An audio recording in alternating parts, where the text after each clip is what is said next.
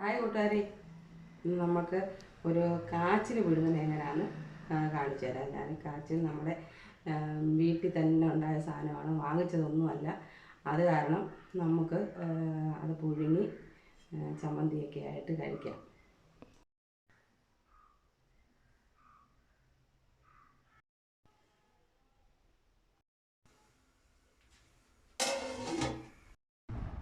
ചെറിയ ഉള്ളി,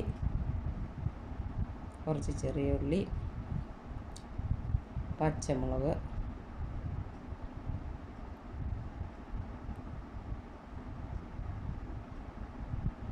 കുറച്ച് ഉപ്പ്, ആവശ്യത്തിന്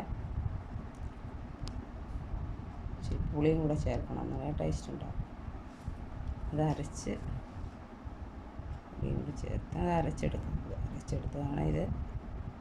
നല്ലോണം ഉപ്പൊക്കെ ഉണ്ടോ എന്ന് നോക്കിയിട്ട് ഇച്ചിരി ഇടാം. ഇച്ചിരി തൈരൂടെ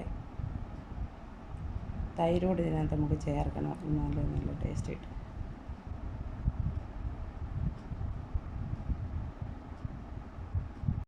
പുഴുങ്ങിയത് റെഡി ആയിട്ടുണ്ട്. നമ്മുടെ വീട്ടിൽ തന്നെ ഉണ്ടാക്കിയ സാധനമാണ്, നല്ല ടേസ്റ്റാണ്. അതുപോലെ തന്നെ ചമ്മന്തി നമുക്ക് ഇതിനകത്തോട്ട് അതിനകത്ത് തന്നെ വയ്ക്കാം. ചമ്മന്തി ആണെങ്കിൽ മുളകൊക്കെ ഇട്ട് പച്ചമുളകും പുളിയും കാന്താരിയും പിന്നെ ചെറിയ ഉള്ളിയും എല്ലാം കൂടെ ചേർത്ത് പിന്നെ തൈര് ഒഴിച്ചാണ് നമ്മൾ ഈ ചമ്മന്തി ഉണ്ടാക്കിയിരിക്കുന്നത്. എല്ലാവർക്കും ഇഷ്ടപ്പെടും. ഇതിൻ്റെ കൂടെ നല്ല ചൂട് കടുകാപ്പി കൂടെ ഉണ്ടെങ്കിൽ സൂപ്പർ.